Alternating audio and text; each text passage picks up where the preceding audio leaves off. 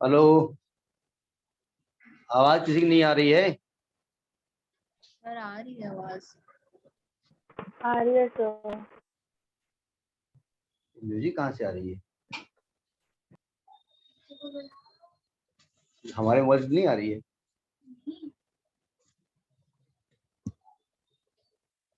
Hello, आवाज किसी की नहीं आ हेलो। रही है?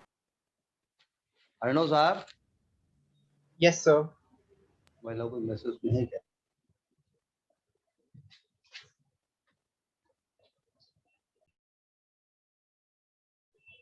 हेलो,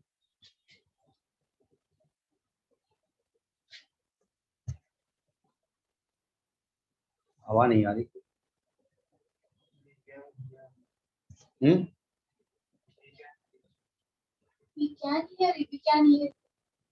इधर लेके आ जाओ ना।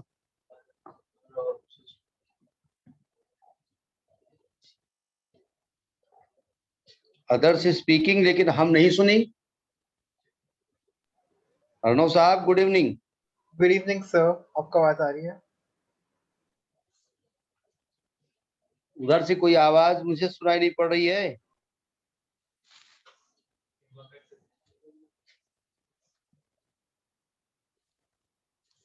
कोई? अच्छा, एक मिनट बाद ज्वाइन कर रहे हैं।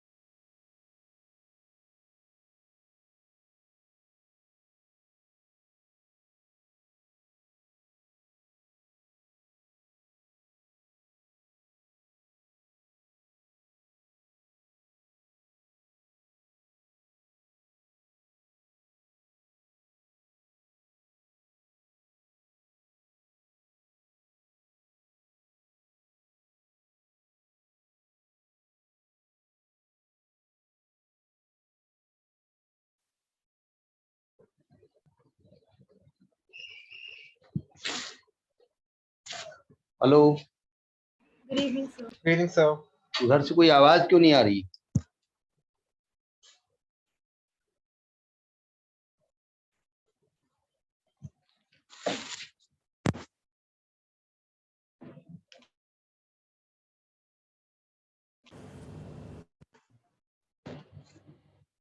हेडफोन दिखाई पड़ रहा है? Good evening sir. Hello, good evening sir.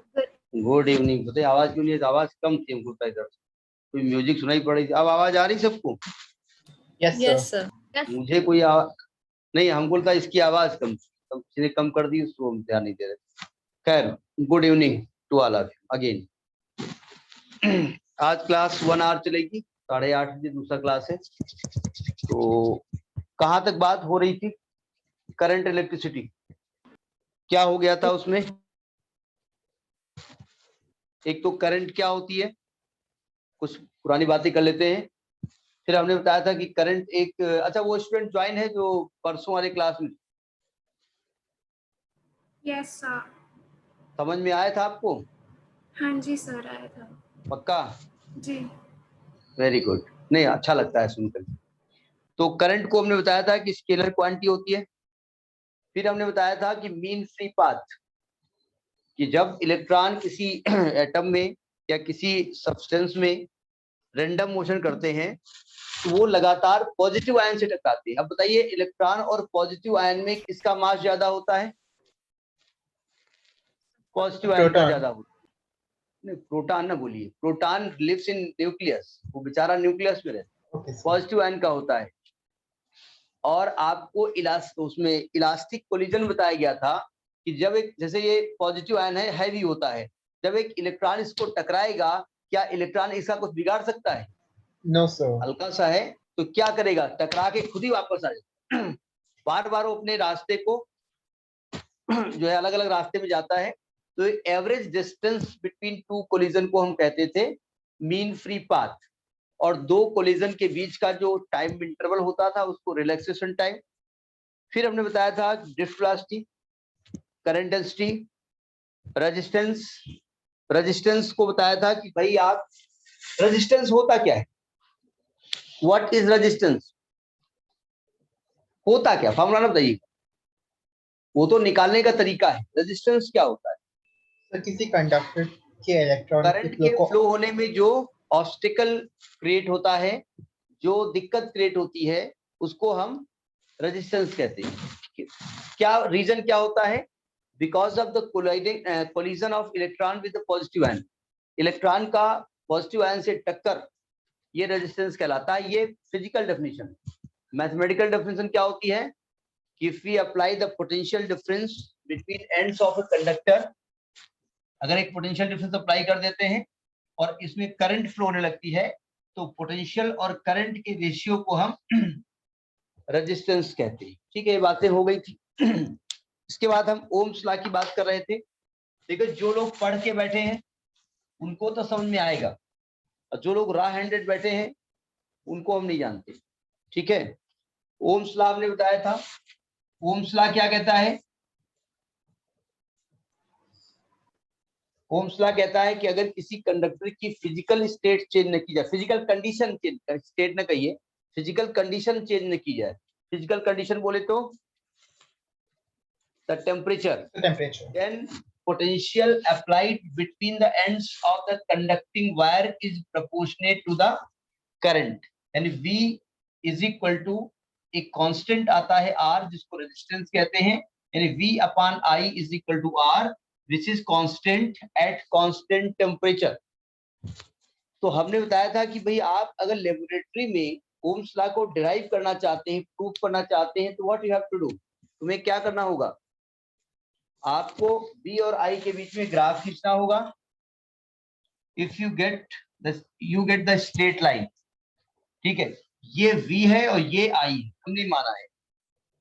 अगर कोई भी दो पॉइंट आप ले लें, ये पॉइंट ये ले लें इस ग्राफ में, ये पॉइंट ये ले लें इस ग्राफ, इस पॉइंट का मतलब ये हुआ कि यहाँ पर करंट I1 थी और यहाँ पर पोटेंशियल V1 था, और यहाँ का मतलब ये हुआ कि यहाँ पर करंट I2 है और यहाँ पर पोटेंशियल V2 है। जब ये हम A से B तक गए हैं तो करंट में कितना चेंज हुआ है? डेल्टा I, विजिबल है ना what I am writing? Yes sir. Yes, और वोल्टेज में कितना चेंज हुआ है? Delta V। तो अगर मैं इसका स्लोप निकालता हूं तो delta V upon delta I, ये क्या दे रहा है आपको? रेजिस्टेंस। ये ध्यान रखिएगा, ग्राफ किसके बीच में से आ गया हमने बताया था, delta V upon delta I, ये आपको रेजिस्टेंस देता है। यानी किसी भी कर्व का स्लोप, किसी भी कर्व ना कहिए, किसी भी लाइन का स्लोप आपको क्या देता है? रेजिस्टेंस देता है। अब बताओ, हमने दो कंडक्टर लिए, ठीक है, और ये I है और ये V है, एक का ये लाइन खींची और एक की लाइन ये खींची, ये A है ये B है। अब बताइए कि इन दोनों में से किसका रेजिस्टेंस ज्यादा है? A और B का किसका रेजिस्टेंस ज्यादा है? बी का। क्यों? बी का स्लोप ज्यादा है। V का स्लोप ज्यादा है। चलिए मैं उल्टा कर देता हूं, यही डायग्राम है, ये V है ये I है, किसका रेजिस्टेंस ज्यादा है? A का है। क्योंकि अभी जब मैं, देखिए ध्यान से इस डायग्राम को दोबारा देखिए, अगर ये वोल्टेज हो रहा होता, ये करंट होती, ठीक है, तो अब ये डेल्टा I आता और ये डेल्टा V होता, तो अब स्लोप जो निकलेगा delta I upon delta V, क्या निकलेगा? ये निकलेगा कंडक्टेंस निकलेगा, रेजिस्टेंस का उल्टा निकलेगा। तो जिसकी स्लोप ज्यादा उसका कंडक्टेंस ज्यादा, जिसकी स्लोप ज्यादा उसका रेजिस्टेंस कम। M right? तो ये ध्यान रखिएगा, जब डायग्राम आवे तो एक बात ध्यान से, तो एक बात रट के गए, स्लोप ज्यादा रेजिस्टेंस ज्यादा, स्लोप ज्यादा रेजिस्टेंस ज्यादा, चलिए याद हो गया। लेकिन वहां पहुंचे तो देखा ग्राफ उल्टा बना हुआ, तो ग्राफ को जरूर देख लीजिएगा। खैर, ओम्स लॉ को हम प्रूफ करा रहे थे, तो ओम्स लॉ में हमने क्या प्रूफ किया था, जरा प्रूफ देखिए, हम प्रूफ कराने नहीं जा रहे, ध्यान रखिएगा।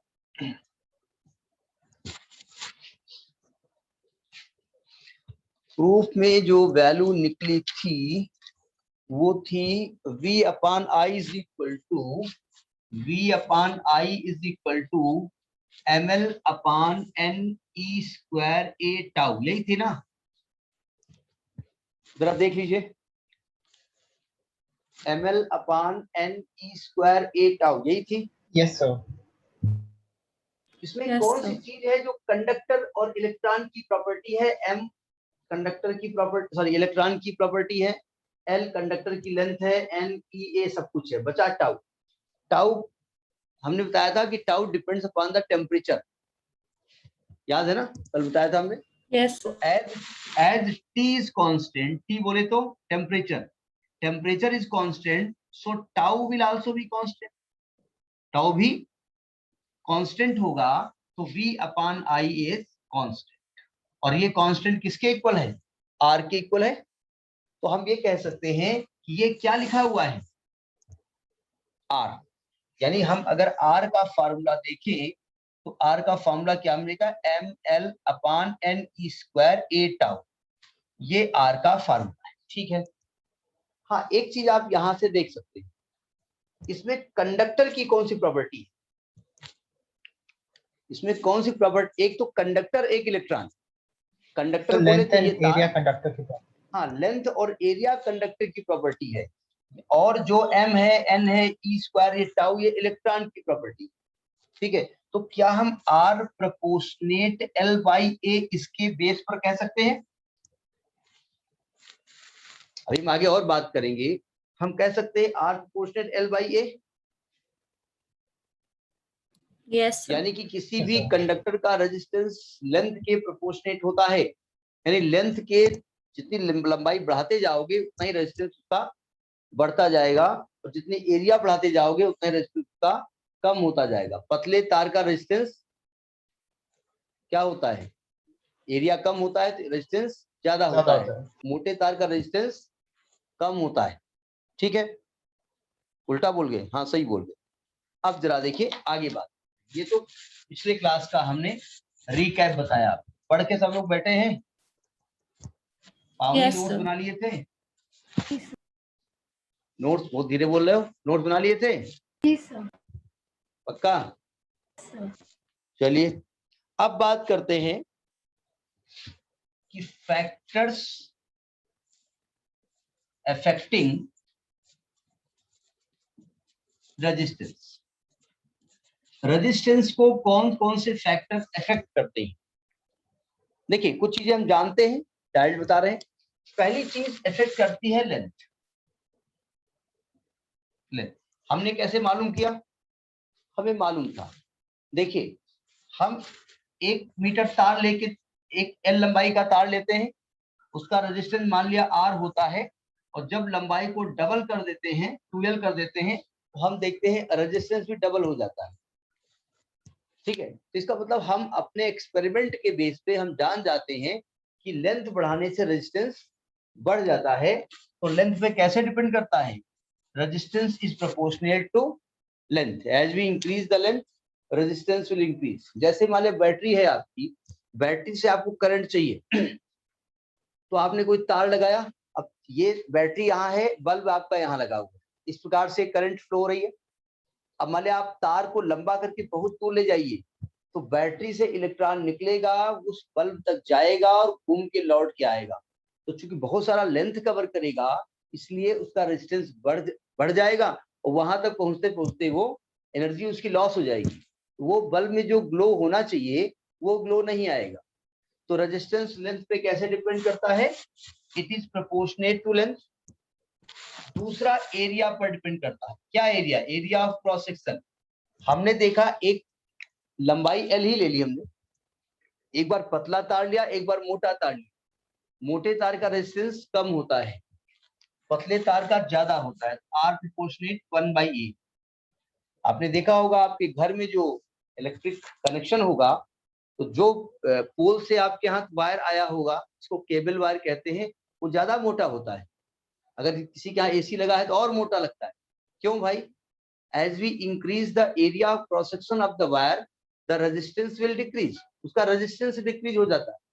रीजन बहुत सारे हो सकते हैं, भाई एरिया बढ़ा दोगे तो इलेक्ट्रॉन को चलने में थोड़ा सा चौड़ी सड़क मिलेगी, तो चौड़ी सड़क करने में वो आराम से तेज से चल सकता है और आपस में टक्कर होने के चांसेस कम हो जाते हैं। ठीक है, तीसरा वो मटेरियल पे डिपेंड करता है, ये तो याद ही करना, R depends upon the material of the conductor, material of the conductor.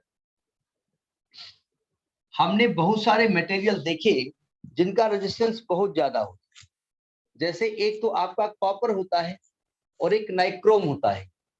अब ये नहीं कहना नाइक्रोम कैसे बनता है, ये केमिस्ट्री वालों से पूछिएगा कि कौन कौन से चीज मिलाकर के नाइक्रोम वायर बनाता है।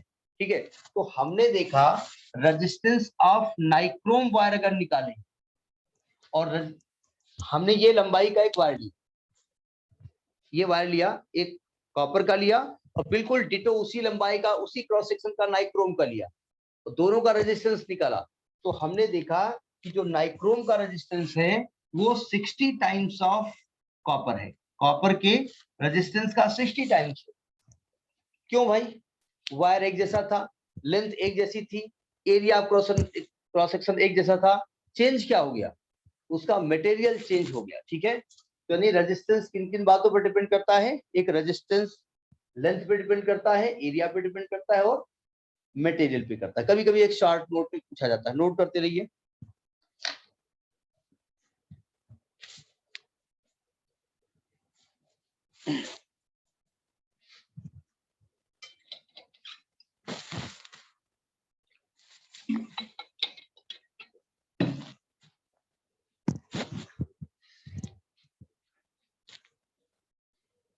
हो गया, यस सर। अब देखिए, अब आते हैं specific resistance.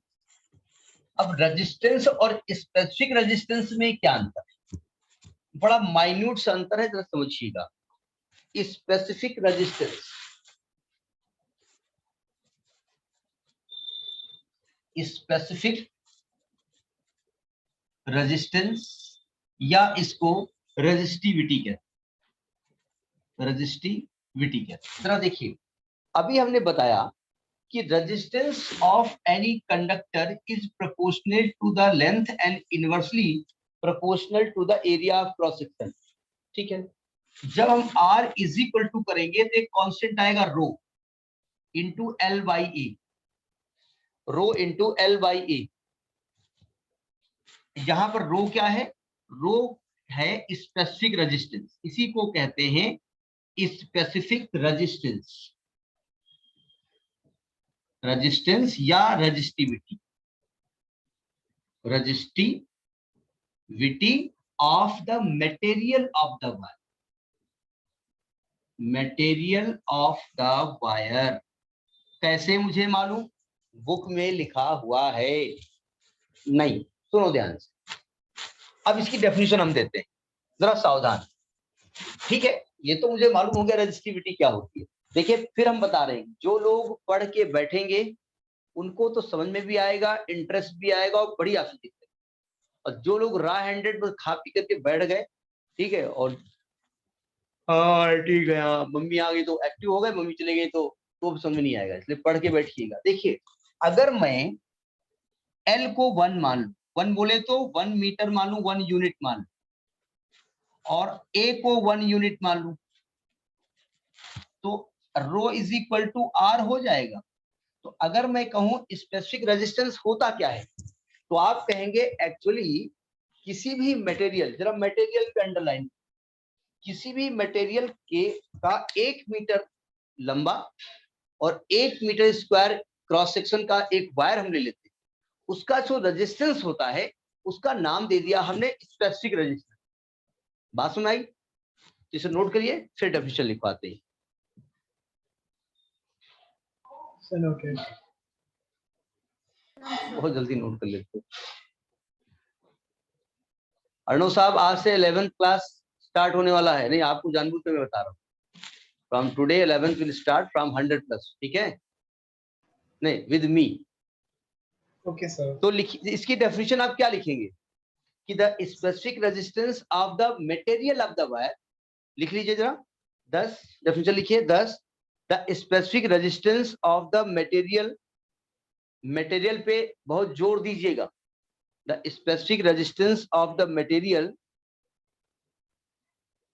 defined as the resistance of the conductor of that material is defined as the resistance of that conductor having unit length and unit area of cross section. Unit length and unit area of cross section. So can you please repeat from defined as? Defined as the, फिर सुन लीजिए पहले, specific resistance of the material is defined as the resistance of that material, defined as the resistance of that material having unit length and unit area of cross section. Unit area of cross section. तो resistance और specific resistance अलग अलग चीज नहीं है। एक specially हमने के, जैसे आप कोई चीज खाना बनता है घर में तो आप कहते हैं ना कुछ स्पेशल बनाइए, तो स्पेशल में क्या होता है, बनता वही है, थोड़ा सा चेंज कर दिया, तब तक बहुत अच्छा आज बना है, तो वही थोड़ा चेंज कर दिया हमने, वही यही एक कंडक्टर है, इसका अपना रेजिस्टेंस है, ये लंबा भी हो सकता है, छोटा भी हो सकता है, पतला भी हो सकता है, मोटा भी हो सकता है। हमने इसकी यूनिट लेंथ ले लिया, यूनिट एरिया ले लिया और इसका रेजिस्टेंस हमने क्या कर दिया, रेजिस्टिविटी नाप लिया। तो जो रेजिस्टेंस इसका है हमने कहा ये इसकी, समझ में आ रही बात। अच्छा, रेजिस्टेंस को कैसे हमने माना, हमें कैसे मालूम है 1 ओम रेजिस्टेंस इसका होगा, हमको एक कैसे मालूम हुआ कि 1 ओम रेजिस्टेंस इसका है। तो देखिए हमने क्या किया, जरा समझिएगा, मतलब किस वायर का, कितने वायर का रेजिस्टेंस 1 ओम होगा। तो हमने पढ़ा है कि V/I is equal to R, यही है ना। तो जब V और I इक्वल हो जाएंगे, V और I इक्वल हो जाएंगे, या मैं मान लूं अगर V को मैं 1 वोल्ट ले लेता हूं और I को 1 एम्पीयर ले लेता हूं, तो R 1 ओम हो जाएगा। यस सर, हो जाएगा ना। अब Yes, देखो sir. जरा, हमने एक वायर लिया और इस वायर को एक बैटरी से करंट दिया और बैटरी का वोल्टेज कितना हमने फिट कर दिया, 1 वोल्ट। 1 वोल्ट। क्या 1 वोल्ट बैटरी का वोल्टेज फिट करने की जरूरी है 1 एम्पीयर की करंट फ्लो? No sir. तो हमने इस तार को कम ज्यादा करके, अगर इसमें 1 एम्पीयर नहीं दिख रही तो बड़ा कर दिया, कम कर दिया, इसकी लंबाई को कम ज्यादा करके, मोटाई को कम ज्यादा करके ऐसा एडजस्ट किया कि आई कितना हो जाए, 1 एम्पीयर। 1 एम्पीयर। तो इस समय जब आया तो हमने कहा जानते हो कि जो वायर लिया है इसका रेजिस्टेंस कितना है, 1 ओम। भाई सामने वाले को हम कहें 1 kg, तो उसको पहचान होनी चाहिए 1 kg क्या होता है, ठीक है। भाई किसी को कहते हैं कि तुम खूब बढ़िया अगर जो है काम करके लाओगे तो आपको 1 ग्राम पेड़ा देंगे, तो पेड़ा तो तुम जानते नहीं, वर्णो 1 ग्राम जो है काजू वाली बर्फी देंगे। सर अब पता है क्या होता है? अब वो पता है क्या होता है, ठीक है। तो अगर मैं किसी को कह दूं कि अगर तुम बढ़िया काम करोगे तो काजू की बर्फी 1 ग्राम देंगे, वो जानता है 1 ग्राम कितना होता है, नहीं जानता है, वो जानता 1 ग्राम इतना होता है, बता रहे हो कहानी। 1 kg देंगे तो जानता 1 kg कितना होता है, तो 1 ओम जानना भी चाहिए ना। तो आप कहेंगे एक ऐसा वायर जिस पर 1 वोल्ट का रेजिस्टेंस वोल्टेज लगाने पर अगर उसका और अगर उसका जो है करंट 1 एम्पीयर फ्लो होने लगी, तो हम क्या कहेंगे, उसमें जो रेजिस्टेंस वो कितना है, 1 ओम है। समझ में आ गई बात है? Yes sir. सर ने शायद कैमरा ऑन करने के लिए लिखा है, अभी कुछ मैसेज आ रहा था सर, इसलिए लिखा क्योंकि तुम लोग कुछ लोग जो है सोया करते होगे ना। अच्छी बात है, अर्णव जी दिख रहे हैं हम। हाँ अच्छा, समझ में आ गया ये स्पेसिफिक रेजिस्टेंस। अब जरा एक चीज बताओ, हमने क्या कहा, हमने कहा एक वायर जिसकी लेंथ 1 मीटर थी, जिसका एरिया ऑफ क्रॉस सेक्शन 1 था, 1 मीटर स्क्वायर, इसका स्पेसिफिक रेजिस्टेंस, जो इसका रेजिस्टेंस होता है वही इसका स्पेसिफिक रेजिस्टेंस होता है, यही कहा ना हमने। अब जरा एक बढ़िया सी बात देखिए, अगर मैं आपको एक स्क्वायर दे दूं, स्क्वायर दे दूं और इस स्क्वायर में, ये स्क्वायर में दे देता हूं और इसकी साइड 1 ले लेता हूं, अब बताओ, और इधर से करंट एंट्री कराता हूं और इधर से करंट निकालता हूं, जरा बताइए ये करंट जहां से एंट्री कर रही है और जहां से निकल रही है उसकी लंबाई कितनी है, करंट कितनी लेंथ में फ्लो हो रही है, जहां से एंट्री कर रही है, जहां से निकल रही है उसकी लेंथ कितनी है? One. बोलिए 1 है। उसका एरिया क्रॉस सेक्शन कितनी है? One. 1 है। तो आप ये कह सकते हैं कि अगर मैं एक यूनिट क्यूब ले लेता हूं, एक यूनिट क्यूब ले लेता हूं और उसके अपोजिट फेस में करंट फ्लो रही है, तो उसका स्पेसिफिक, उसका जो रेजिस्टेंस होगा वही उसका स्पेसिफिक रेजिस्टेंस होगा। एक पर्टिकुलर डेफिनेशन समझ में आ गई? Yes, एक sir. नोट करके लिखिए, एक स्पेशल नोट करके लिखिए। एक स्पेशल नोट ये है कि एक स्पेशल नोट करके लिख लीजिएगा। लिखो जरा, द रेजिस्टेंस ऑफर्ड, मतलब ये जो रेजिस्टेंस ऑफर्ड करेगा, जो करेगा उसको हम कहेंगे कि वो एक जो है वो स्पेसिफिक रेजिस्टेंस है। लिखिए the resistance offered by the unit cube of the material, by the unit cube of the material of a conductor is called the resistivity, is called the resistivity of that material, is called the resistivity of the material.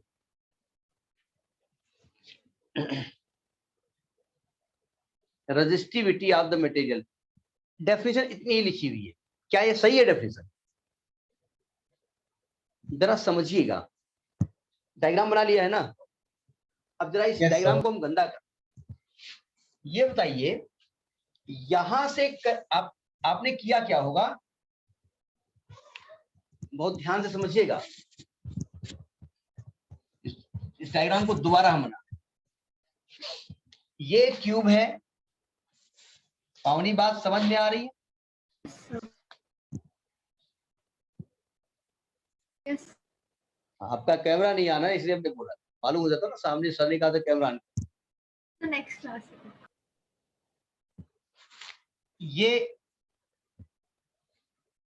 जो है cube है, इसमें current कैसे flow हुई होगी? यहां से ऐसे आपने बैटरी यहां लगाई होगी, ऐसे करंट फ्लो कराई होगी। Yes, sir. लेकिन हमने अपनी डेफिनेशन में ये नहीं बोला current is flowing the opposite phase. Arnav ने क्या किया, यहां से वायर निकाला और यहां से वायर निकाला और यहां पर बैटरी लगा दी। तो क्या ये लेंथ 1 मीटर आ रही है? No, sir. अगर नहीं आ रही ना तो ये डेफिनेशन मेरी इनकम्प्लीट है। इसके लिए जरूरी क्या है कि the current should pass through the opposite phase, current opposite phase में फ्लो होनी चाहिए। तो इसमें आगे लिखिएगा when the current should pass या current should flow towards the opposite phase of the, towards the opposite phase. या तो इधर से एंट्री करे इधर से निकले, या तो इधर से एंट्री करे इधर से निकले, या तो इधर से एंट्री करे आर पार निकले। तब इसका जो रेजिस्टेंस होगा वो उसको हम इसका स्पेसिफिक रेजिस्टेंस कहें। ठीक है। अब कुछ नए नए वर्ड, कंडक्टेंस की बात हमने बता दी थी, रेजिस्टेंस के उल्टा बता दिया था ना? Yes, sir. तो जब Yes, sir. स्पेसिफिक रेजिस्टेंस है तो स्पेसिफिक कंडक्टेंस भी होगा।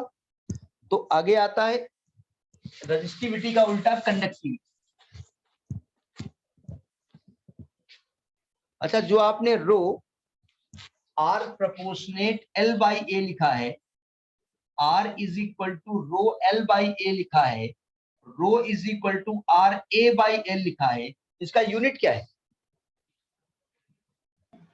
Sir, ohm meter.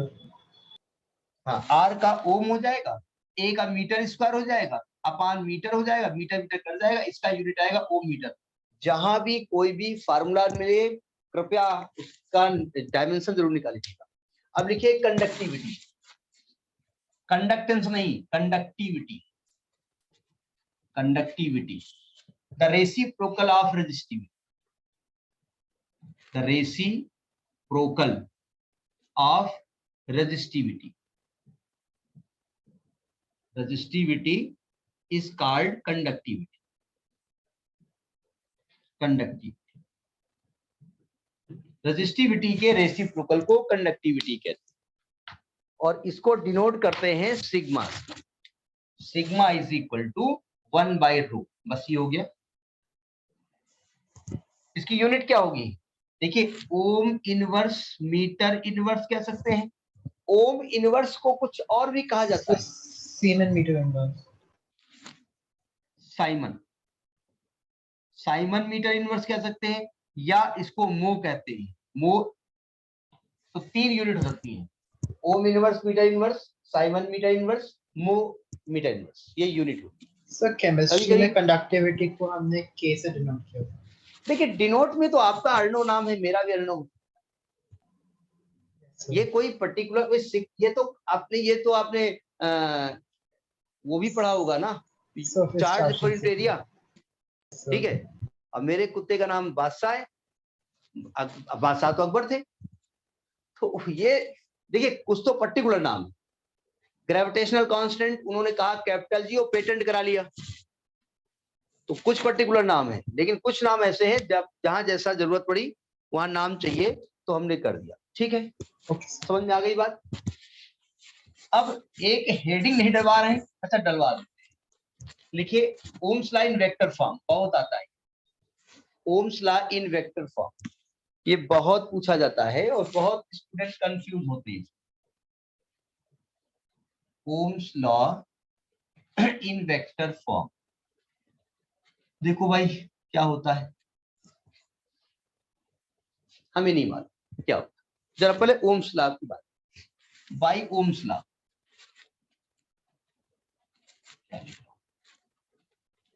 Ohms law, Ohm's law बताएं क्या होता है, किससे पूछे। अच्छा सब लोग सोच रहे होंगे या तो ये अर्णव से पूछेंगे या तो पावनी से पूछेंगे। अच्छा ये जो आप लोग ज्वाइन करते हैं इसमें जो नाम लिख के आते हैं वही नाम होते हैं ना सबके, Yes, sir. पक्का? ठीक है, कल नेक्स्ट टर्न से हम एक कागज पे नोट कर लेंगे, तो जरूरी है। बताइए, हम नहीं सोचते होंगे मेरा नंबर आने वाला है तो क्या बताएं, मैं अपना नाम चेंज कर लेता, ठीक है। हाँ बताएं पावनी, व्हाट इज ओम्स लॉ? चले मैं बता दूं, हाँ बताइए क्या होता है, what is Ohm's law? So अगर so it states that if the physical condition of a conductor is remain unchanged and like the temperature is not changed, then the current flowing through is directly proportional to the potential of the the voltage, यानी by Ohm's law हम कह सकते हैं V is equal to I R. यहां कुछ vector वाली चीज आई है भाई, वेक्टर्स लॉ में करना कुछ नहीं है, इसी रूल को जो इसके वेक्टर रिश्तेदार हैं भाई, जैसे अब V वेक्टर नहीं है तो इसका कोई रिश्तेदार ढूंढ के लाएंगे, ये पोटेंशियल कैसे क्रिएट किया गया होगा, अपने आप क्रिएट हो गया, पोटेंशियल क्रिएट हो गया, कैसे हुआ होगा पोटेंशियल क्रिएट, एक इलेक्ट्रिक फील्ड क्रिएट किया गया होगा ना, तो Yes, sir. As V is equal to E into L, यही होता है ना। और यहां कुछ वेक्टर का रिश्तेदार कोई दिख रहा है,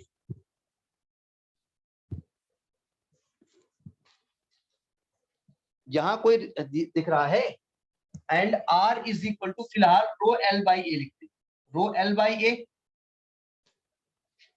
पहले इतना लिखिएगा। सो बाय इक्वेशन 1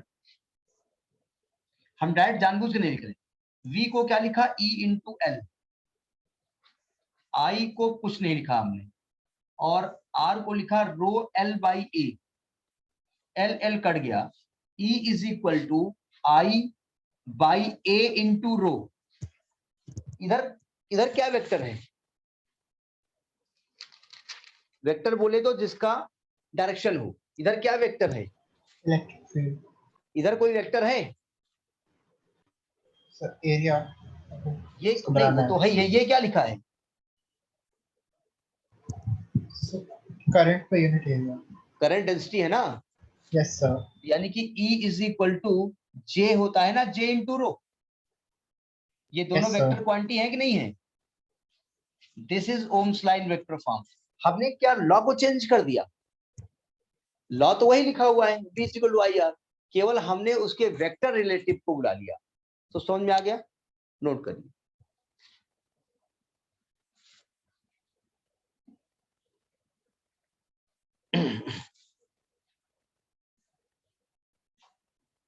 अच्छा एनसीईआरटी में पेज नंबर 102 में कुछ मटेरियल्स लिखे हुए हैं, उनके रजिस्टिविटी लिखी हुई है अलग अलग। तो 102 में कुछ मटेरियल लिखे हुए हैं, उनकी रजिस्टिविटी लिखी हुई है, ठीक है, मटेरियल और रजिस्टिविटी, टेबल नंबर 3.1। तो हम ये नहीं करेंगे याद कर ली, थोड़ा सा ध्यान से ये देख लीजिएगा कि किस, वैसे याद हो जाए तो बेहतर है कि किसकी रजिस्टिविटी ज्यादा है। जैसे ऊपर लिखा सिल्वर, नीचे लिखा copper, aluminium, tungsten, iron, platinum, mercury, nichrome और मैग्नेनिन। तो इस प्रकार से सबकी रजिस्टिविटी लिखी। अब आपको मालूम हो जाता है जिसकी रजिस्टिविटी ज्यादा वो अच्छा कंडक्टर नहीं है। सही कह रहा हूं नहीं कह रहा हूं? तो अगर मैं कंपेयर करने के लिए दे दूं कि भाई हम आपको एल्युमिनियम दे रहे हैं, प्लेटिनम दे रहे हैं, नाइक्रोम दे रहे हैं, बताइए इसमें सबसे अच्छा कंडक्टर कौन सा है। तो आपको जब याद है कि इसकी रजिस्टिविटी किसकी ज्यादा होती है, ये टेबल लिखी हुई है, इसमें पेज नंबर 102 पे है 3.1 टेबल। इसको बुक में नोट, कॉपी में नोट कर लीजिएगा, भले यहाँ नोट है, और एक बार ध्यान से एक दो बार पढ़ लीजिएगा, ठीक है। अब आते हैं कि किसी भी मटेरियल को हम कंडक्टर कब कहते हैं, इंसुलेटर कब कहते हैं, हम उसका नाम कंडक्टर क्यों देते हैं। तो कंडक्टर वो होता है जिसकी रेजिस्टिविटी कम होती है, कह सकते हैं ना। तो उसकी कुछ रेंज है, उस रेंज को फिलहाल याद भी रखना पड़ेगा। अगला लिखिए, classification of material on the basis of their resistivity. ये जो Ohm's law in vector form है ना, very very very important. Examiner बहुत ज्यादा इसको चाहता है, ध्यान से पढ़िएगा। Classification of the material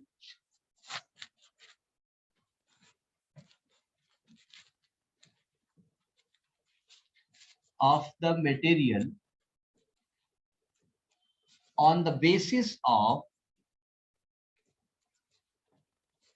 their resistivity,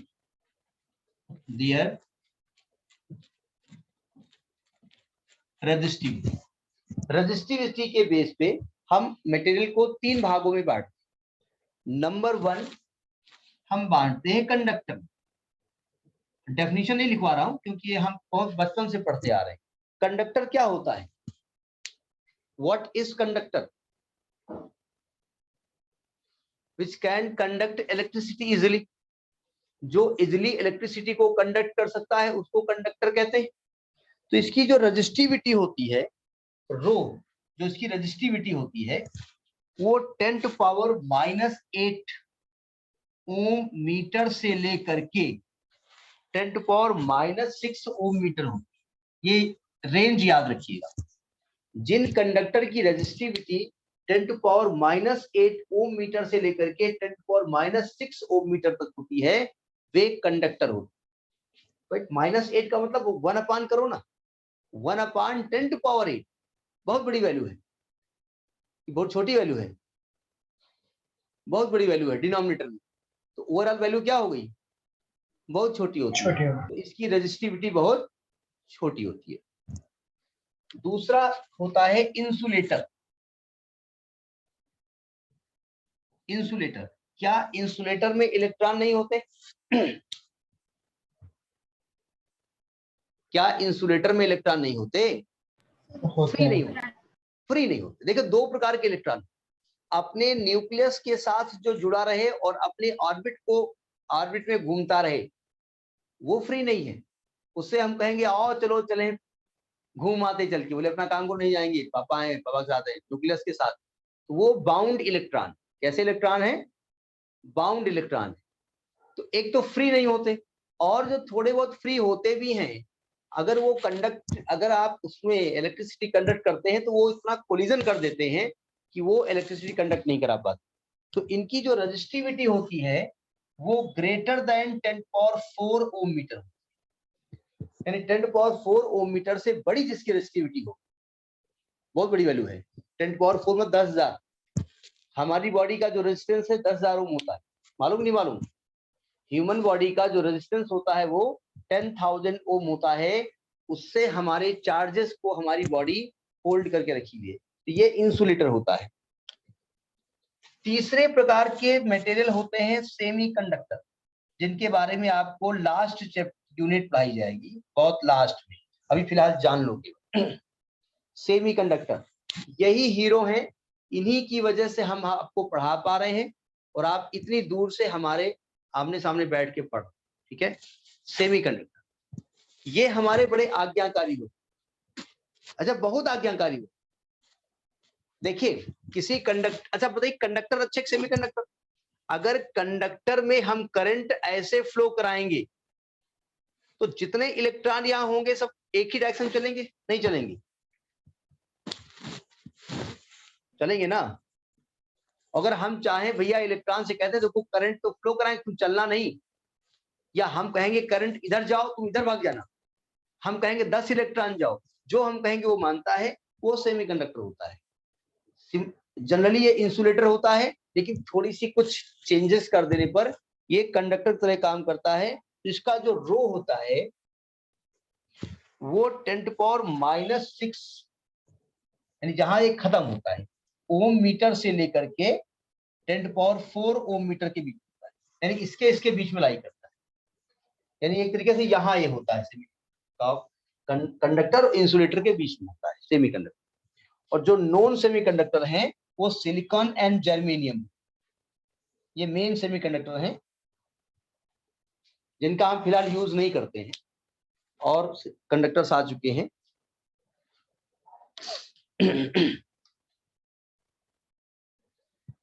अच्छा समझ में आ गया? Yes, Yes, sir. sir. अब मुझे रेजिस्टेंस की जरूरत पड़ती है। रेजिस्टेंस की जरूरत क्या पड़ती है? कहीं पर करंट फ्लो करानी है, मेरे पास तो कंडक्टर होता है रेजिस्टेंस फ्लो कराने के लिए, करंट फ्लो कराने के लिए। भाई मेरे पास सेमीकंडक्टर नहीं है अभी, हमारे पास यहाँ पर क्या है? कंडक्टर है, और कंडक्टर करंट फ्लो करा रहा है। जैसे हम पोटेंशियल डिफरेंस अप्लाई करते हैं वैसे ही इलेक्ट्रॉन चलना शुरू कर देते हैं। अगर इसमें 100 इलेक्ट्रॉन है, 100 इलेक्ट्रॉन है, तो 100 चलना शुरू करेंगे अगर आपने हाई पोटेंशियल लगाया, ठीक है। अब पता चला सब जा रहे हैं करंट और हम चाहते हैं करंट कम जाए, तो हम कैसे रोके, कैसे इलेक्ट्रॉन? मेरी बात मानता नहीं इलेक्ट्रॉन, यहां मान जाता है, कंडक्टर में नहीं मानता है, तो हम क्या करते हैं, हम उसके रास्ते को डिले कर देते हैं। डिले कैसे करेंगे? रास्ते में जो वायर लगाएंगे ना उसका रेजिस्टेंस ज्यादा कर देंगे, ठीक है। यानी कि हमको अपनी डेली लाइफ में करंट को अभी तो कंट्रोल करने का तरीका मेरे पास सेमीकंडक्टर होगा, लेकिन जनरली मुझे डेली लाइफ में करंट को कंट्रोल करने के लिए क्या करते हैं, हम रेजिस्टेंस क्रिएट करते हैं। तो हमें कॉमर्शियल यूज के लिए कुछ रेजिस्टेंस चाहिए। तो टाइप्स ऑफ रेजिस्टेंस, कितने प्रकार के रेजिस्टर्स होते हैं?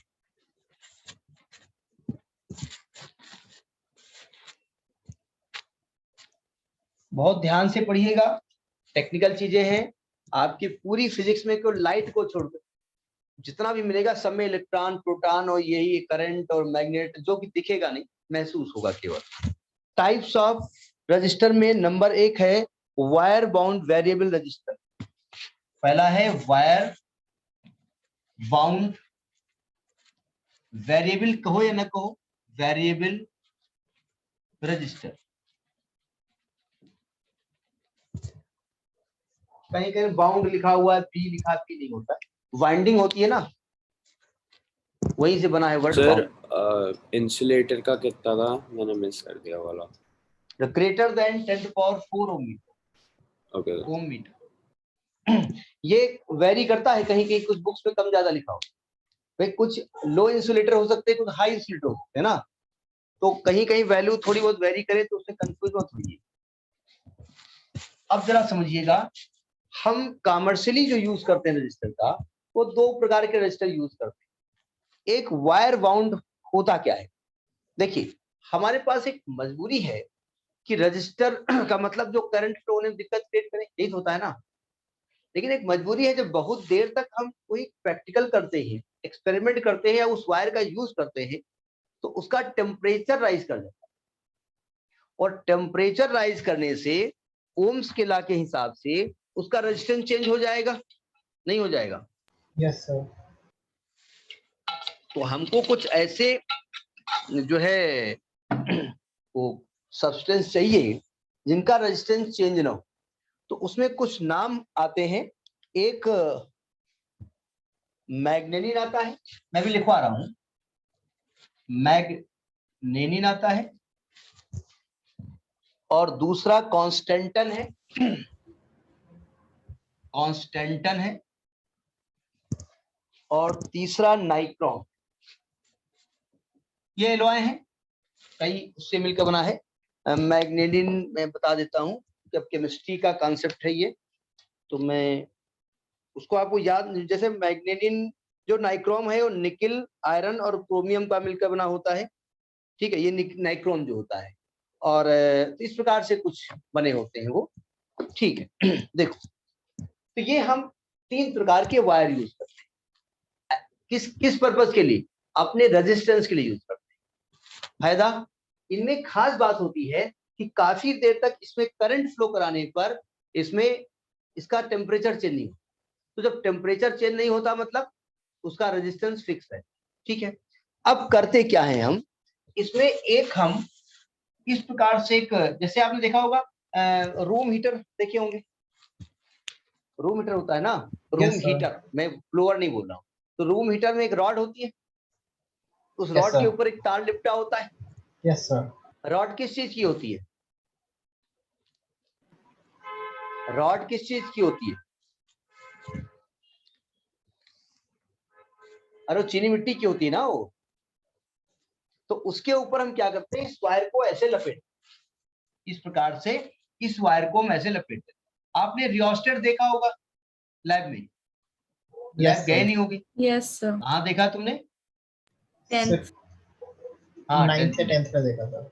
हाँ। जैसे एग्जामिनर जब प्रैक्टिकल होता है तो वो जब लैब में आएगा, स्टूडेंट से कहेगा बेटा सर रियोस्टेट दे दो। अब स्टूडेंट ढूंढ रहा है रियोस्टेट कहाँ रखा। अब कभी देखा हो तो, प्रैक्टिकल किया हो तो मालूम हो। हम पीछे से पूछेंगे क्या है, क्या सर रियोस्टेट मांग रहा है। हमको हमारे तो ये देख सामने रखा हुआ है, तो उसको मालूम था रियोस्टेट क्या होता है। तो बिल्कुल ऐसे ही ये होता है। तो इसमें इस प्रकार से वायर ऐसे निकला होता है। अब देखो जरा करंट, ये इससे कौन सा वायर लिपटा हुआ है इसमें? नाइक्रोम वायर, ठीक है। अब जरा सावधान, इसमें जितना चाहे लंबा वायर हम लपेट दें, नहीं लपेट सकते हैं? कर सकते हैं ना? Yes, sir. अब देखो जरा, हमने कहा जितनी ज्यादा लेंथ करोगे उतना रेजिस्टेंस बढ़ जाएगा। हमने यहां से करंट पास कराई और यहां से निकाल ली, इतना ही लेंथ हमने बीच में इसमें जाने दिया, करंट इधर जाने नहीं दिया। हमने यहां से करंट पास कराई, यहां से करंट निकाल ली, इतना रेजिस्टेंस क्रिएट किया। तो यानी ये रेजिस्टेंस कैसा हो गया? Variable. चेंज कर सकते हैं। ये रियोस्टेट एक एग्जांपल है। तो लिखो जरा थोड़ी कहानी। दीज रेजिस्टेंसेस आर मेड, कौन सी? वायर बाउंड रेजिस्टेंस कैसे बनाए जाते हैं? These resistances are made by winding, winding होती है ना, लपेटा जाता है। By winding the wires of an alloy, by winding the wires of an alloy like magnin होता है, मैग्निन, कॉन्स्टेंटन और नाइक्रोम, मैग्निन, कॉन्स्टेंटन और nichrome on the insulating base, insulating base पे हम उसको लपेट करके बनाते हैं।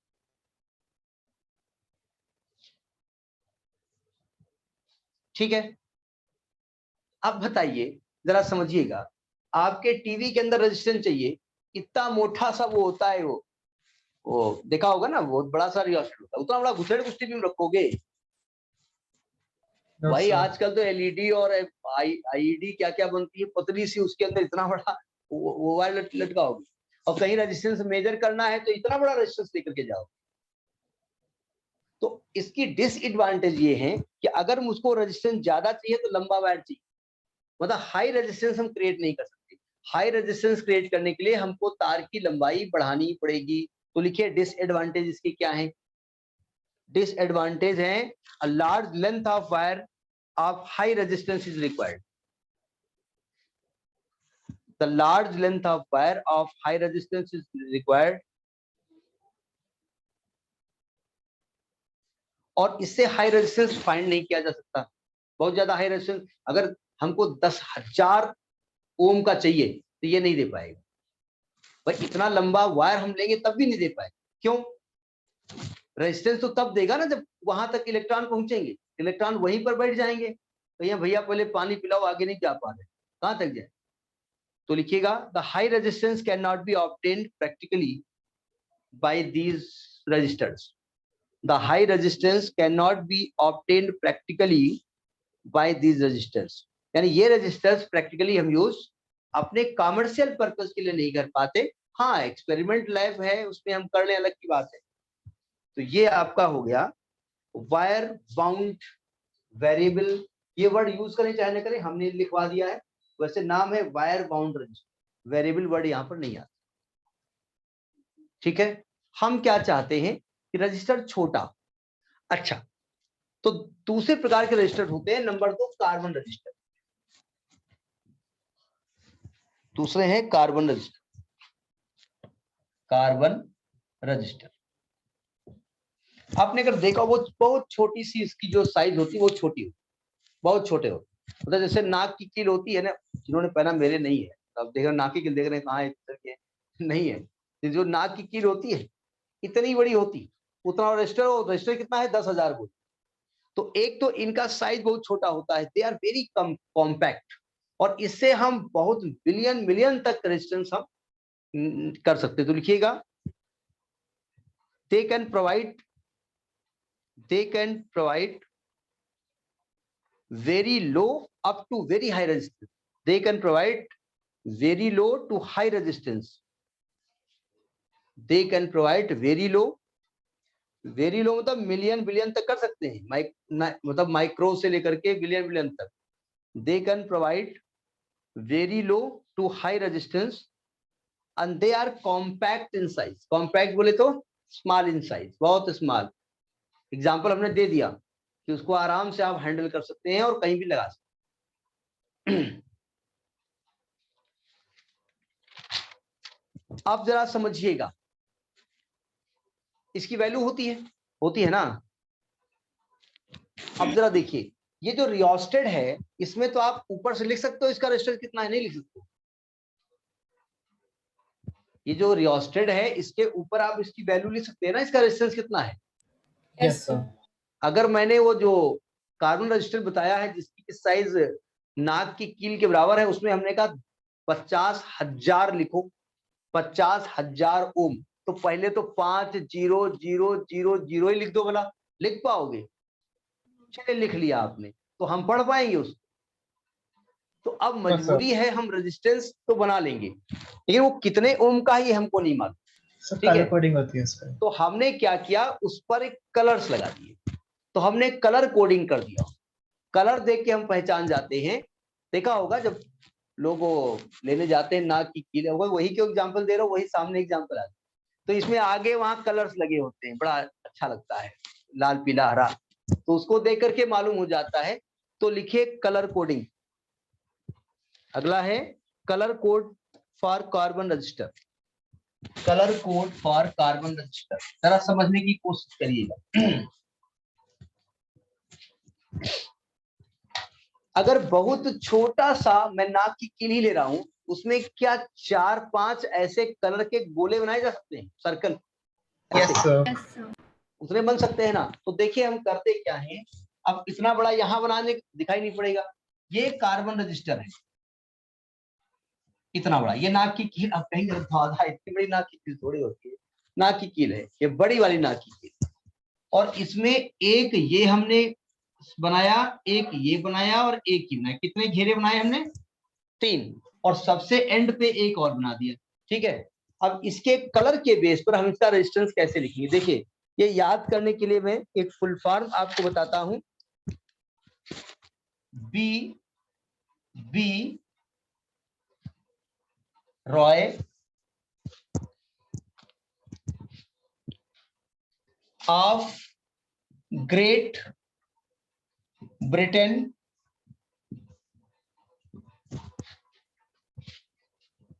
have very good wife। अरे वाह, तो ऐसा बड़े खुश नसीब है। ऐसा नहीं है, B Roy of Great Britain visited Gateway of India, ये भी कह सकते हैं आप फुल फॉर्म अपने हिसाब में।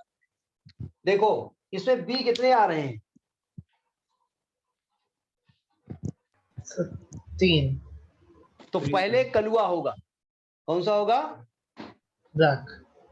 हाँ यानी याद करने के लिए करें। फिर थोड़ा भूरा टाइप का होगा। तो पहला जो बी है ना, ये इतना हम राय दे रहे हैं इस इतने के लिए। पहला जो है कलुआ, मतलब पहले कलर को हम क्या कहेंगे? ब्लैक। दूसरा भूरा, भूरा होता है क्या? ब्राउन। और तीसरा बी क्या होता है? ब्लू। तो ये याद रहेंगे। जहां पर ज्यादा वर्ड उनके बारे में बात कर रहे हैं। और जी भी दो आ रहे हैं, एक ऑफ ये आपका ऐसे ही है और हैव ऐसे ही है। तो जी से यहां ग्रीन होगा, और ये जो जी है ना, ये वाला, ये ग्रे होगा। तो देखिए आर से क्या होगा? रेड होगा। ओ से ऑरेंज होगा। वाई से येलो होगा। और बचा क्या? वाइट से व्हाइट होगा। और ये वी से वायलेट होगा। ये नाम याद आ गए, कलर याद आ गया। कंफ्यूजन आपके दो पी में है। तो कलुआ, भुरवा और कहां बचा? और ये नीला लास्ट में, याद रहेगा ना। बस काले को हल्का से करा के तो ब्राउन होने लगे। जैसे काली भैंस होती है, ब्राउन भैंस। अब नंबर क्या करते? ये नंबर 0 1 2 3 4 5 6 7 8 9। समझ में आ गया? सभी को समझ में आ गया? Yes, sir. अब जरा देखो कलर कोड करते कैसे। ये 3 लाइनें हैं आपके पास। अगर मान लेते ये 3 लाइनें हैं, वो एक जो है रेड कलर की है, एक ऑरेंज कलर की है, और एक ग्रीन कलर की है। जरा समझिएगा, रेड कलर का जो नंबर होगा वो first significant figure of number होगा। रेड कलर के बाद नंबरिंग क्या आ रही है? 2। 2 तो यानी कि इसका रेजिस्टेंस 2। ऑरेंज के सामने क्या लिखा है? 3। 3. तो दो कलर मिलाकर के दो सिग्निफिकेंट फिगर मिल गए। Yes Yes. दो सर। कलर मिलाकर के क्या मिल गए? दो सिग्निफिकेंट फिगर मिल गए। समझ में आ रही बात नहीं आ रही है? आगे क्या है? ग्रीन। ग्रीन के आगे कौन सा कलर है? 5। तो इंटू 10 टू पावर 5। समझ में आ गया?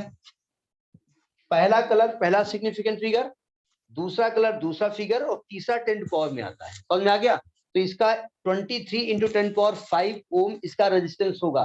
पॉइंट समझ में आएगा? Yes sir. आप जरा समझिएगा। एक अब ये लास्ट वाला देखिएगा ना, क्या आपने उसका जो रेजिस्टेंस दिया उतना ही होगा? कम ज्यादा नहीं हो सकता थोड़ा बहुत? तो जो ये लास्ट वाली जो फोर्थ जो कलर है, फोर्थ कलर, अगर ये आपका गोल्ड है, गोल्डन, तो यानी कि 5% इसको टॉलरेंस कहते हैं।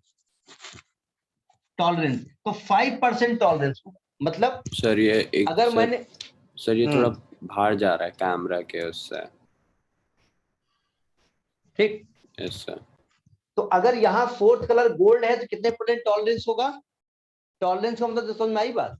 जैसे हमने आपसे 100 कहा, तो या तो 105 होगा या 95 होगा। मतलब 5% का वेरिएशन। सर वो एरर में जो करते थे हम। Plus हाँ, 9. एरर भी होता है, ये एरर होता है। यानी 5% का आगे पीछे वैल्यू हो सकता है। ठीक है। अच्छा, अगर ये सिल्वर है, अगर ये सिल्वर कलर है तो 10% का टॉलरेंस हो सकता है। टॉलरेंस तो एरर।